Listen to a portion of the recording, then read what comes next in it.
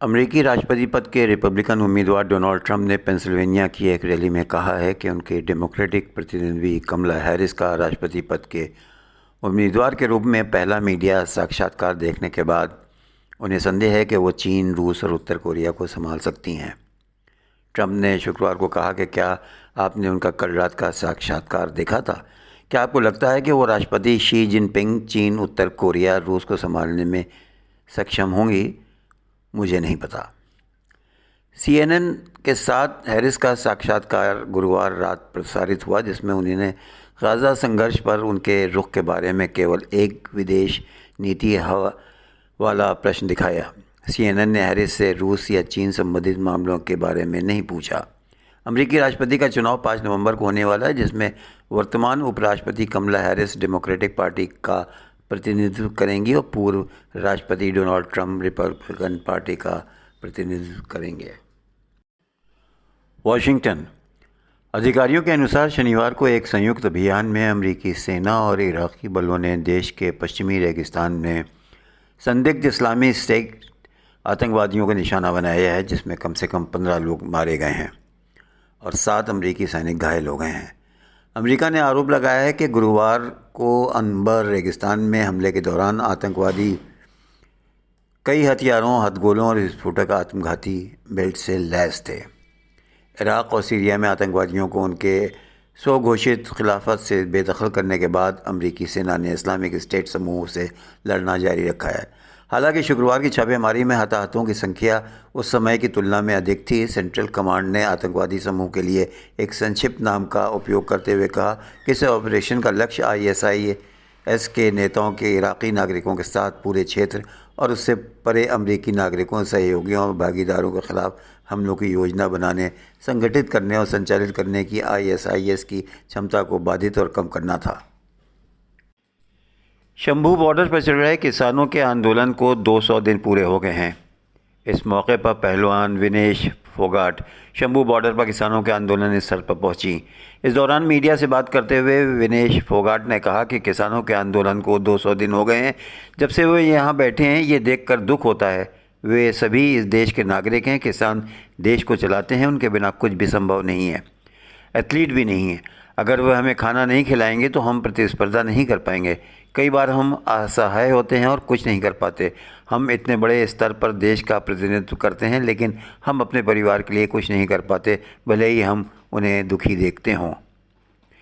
विनेश ने कहा कि मैं सरकार से आग्रह करती हूं कि उन्हें सुनना चाहिए। उन्होंने पिछली बार अपनी गलती स्वीकार की थी। उन्होंने अपने वादे पूरे करना चाहिए। अगर लोग इस तरह सड़कों पर बैठे रहेंगे तो देश आगे नहीं बढ़ेगा। हिमाचल प्रदेश से लोकसभा पहुंची कलाकार कंगना रनौत ने बताया कि उनकी अपकमिंग फिल्म इमरजेंसी की रिलीज़ पर रोक लगा दी गई है। CBFC central board of film certification ने फिल्म को क्लियर कर दिया था, लेकिन बाद में सर्टिफिकेशन पर रोक लगा दी गई है। ऐसा इसलिए हुआ क्योंकि जान से मारने की बहुत ज़्यादा धमकियां आ रही थी। सेंसर बोर्ड वालों को भी धमकियां मिल रही थी। हम पर यह प्रेशर है कि इंदिरा गांधी की हत्या ना दिखाएं, भिंडरान वाले को ना दिखाएं, पंजाब दंगे ना दिखाएं। मुझे नहीं पता कि फिर क्या दिखाएं। पता नहीं क्या हुआ कि अचानक से फिल्म को अब ब्लैकआउट कर दिया गया है। इस पर भरोसा नहीं किया जा सकता। देश में जो हालात हैं उसे देखकर मुझे बहुत बुरा लग रहा है। फिल्म इमरजेंसी रिलीज़ के पहले ही विवादों में घिर गई है। सिख समुदाय के लोगों का आरोप है कि फिल्म में उनके समुदाय के लोगों की छवि को गलत तरीके से दिखाया गया है। MP की जबलपुर सिख संगत ने शुक्रवार को जबलपुर में कलेक्ट्रेट तक रैली निकाली। यहाँ कलेक्टर को प्रधानमंत्री नरेंद्र मोदी के नाम ज्ञापन सौंपते हुए फिल्म पर पूरी तरह से रोक लगाने की मांग की गई है। रॉबर्ट वाड्रा बोले। कांग्रेस जनरल सेक्रेटरी प्रियंका गांधी वाड्रा के पति रॉबर्ट वाड्रा ने कंगना के किसानों आंदोलन के दौरान रेप वाले बयान की निंदा की है। उनका कहना है कि ऐसे शख्स को संसद में बैठने की परमिशन नहीं मिलना चाहिए।